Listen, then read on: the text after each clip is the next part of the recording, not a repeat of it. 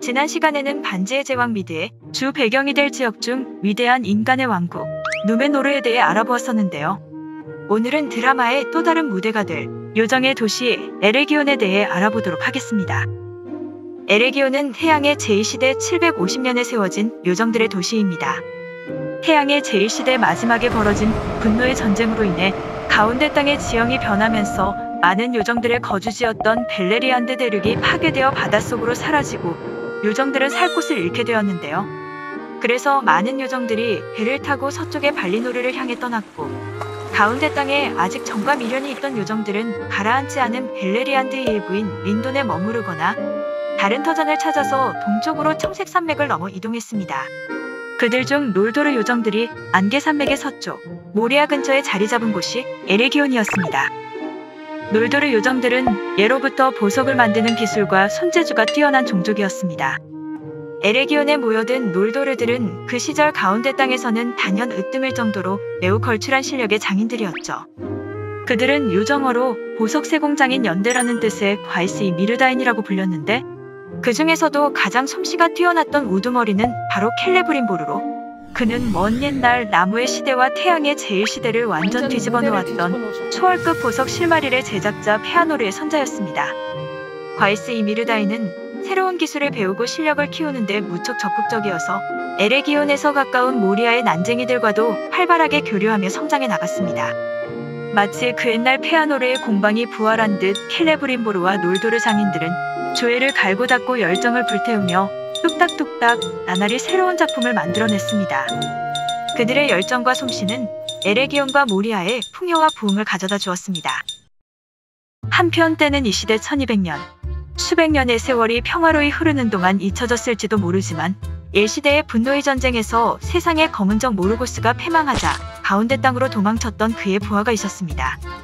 그는 줄곧 행보를 감추고 잠적해 있었지만 주인의 유지를 이루기 위해 다시 어둠의 싹을 틔우러 모습을 비추기 시작했습니다. 그는 아름다운 요정의 모습으로 변신해서 안나타르, 즉 선물의 군주라는 이름으로 가운데 땅 곳곳의 요정들에게 찾아가 입에 침도 안 바르고 자신이 서쪽의 위대한 발라들이 보낸 사자라며 뻥을 쳤습니다. 순진한 요정들은 그의 아름답고 고고한 외모와 지혜롭고 달콤한 언변에 속아 아무런 의심 없이 그를 환영하고 호감을 보였습니다. 단 한 곳, 린돈에서는 눈치 백단인 엘론드와 길 갈라드가 그를 불길하게 느끼고 경계했기 때문에 들어갈 수가 없었지만요. 그도 그럴 것이 안나타르의 정체는 바로 사악한 어둠의 마왕 사우론이었기 때문입니다. 아무도 그의 진정한 정체를 모르는 채 이윽고 안나타르가 에레기온에 나타나자 에레기온의 요정들은 그를 열렬히 환영했습니다. 그는 선물의 군주라는 이름처럼 새롭고 진귀한 기술과 지식들을 선사해 주었기 때문이었죠. 과이스이 미르다인은 안나타르의 가르침에 귀를 기울이며 성실히 배웠고 그들의 실력은 날로 발전했습니다. 그렇게 몇백 년이 흘러 실력이 정점에 오른 요정장인들은 힘의 반지라는 특별한 반지들을 만들기 시작했습니다. 요정들은 가운데 땅의 만물이 점점 닳고 축복이 발해가는 것을 걱정했기 때문에 물질의 소진을 막고 그것을 보존시키는 힘이 담긴 물건을 만들게 된 것입니다. 안나타르, 아니 사우론은 음흉한 웃음을 지었습니다. 오랜 세월 동안 사우론의 가르침을 받은 요정들은 작업 공정과 작품에 사우론의 영향을 받을 수밖에 없었거든요. 그런 사실을 까맣게 모른 채 요정들은 여러 힘의 반지들을 만들어냈고 사우론은 아무도 몰래 모르도르에 있는 불의 산에서 힘의 반지들을 종속시키고 지배할 수 있는 단 하나의 반지, 절대 반지를 만들었습니다. 모든 힘의 반지들의 운명은 절대 반지에 귀속되고 절대 반지를 통해 다른 반지의 주인을 찾아내거나 조종할 수 있게 되었죠.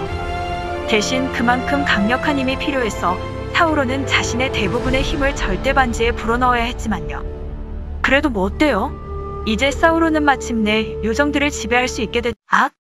요정들은 절대 반지가 만들어지자마자 사우론의 사악한 기운을 감지하고 누구보다 빠르게 남들과는 다르게 반지를 빼서 바로 버렸습니다. 사우론이 절대 반지를 만드는 동안 에레기온 최고의 장인 켈레브린보르는 홀로 3개의 힘의 반지를 만들었습니다. 이 빨강, 파랑, 하양의 반지는 각각 불의 반지 나랴, 공기의 반지 빌야, 물의 반지 네냐로 요정의 세 반지라고 불리는 반지들입니다. 가장 마지막에 가장 뛰어난 장인에게서 태어난 이 세 반지는 주변 환경의 부식과 노후를 막고 상태를 유지시키는 힘이 가장 탁월했고 사우론의 영향도 거의 받지 않았죠. 요정들은 이 세 반지만 빼고 다른 힘의 반지들은 대부분 없애버렸습니다. 사우론은 다 된 밥에 재가 뿌려져서 길길이 화를 냈지만 이미 요정들은 그의 정체를 눈치챈 뒤였습니다. 결국 사우론은 태세를 전환하여 전쟁을 선포하고 에레기온에 침략했습니다.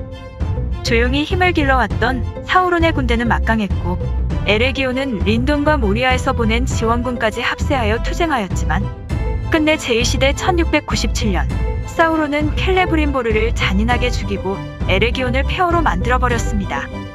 찬란했던 도시 에레기온은 그렇게 멸망하게 되었습니다. 사우론은 에레기온에서 남아있는 힘의 반지들을 찾아냈습니다. 그는 그중 6개의 반지는 난쟁이에게, 9개의 반지는 인간에게 주고 자신의 신복으로 만들려고 했는데요. 난쟁이들은 자신들의 생각을 꽁꽁 숨기는 종특 때문에 힘의 반지에 지배되지 않았지만 인간들은 완전히 반지에 지배되어서 나중에는 산자도 죽은 자도 아닌 끔찍한 모습의 반지 악령, 나즈굴이 되었습니다.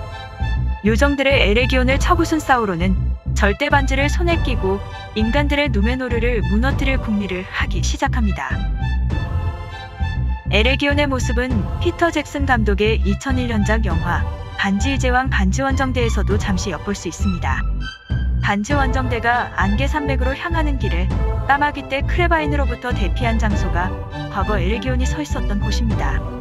수천 년 전의 요정이 도시가 황량한 잔해로 남은 모습은 그 옛날의 영광을 상상하게 만들었는데요. 2021년에 공개될 아마존 프라임 비디오의 반지의 제왕 드라마에서 찬란하게 번영했던 이 시대의 에레기온의 모습을 볼 수 있을 것으로 기대됩니다. 그리고 아직 한 발 남았어요. 이 시대의 또 다른 무대인 난쟁이의 도시 모리아가 있는데요. 나중에 모리아에 대해서도 소개해드리도록 하겠습니다. 그럼 다음 영상에서 뵙겠습니다. 나마아리에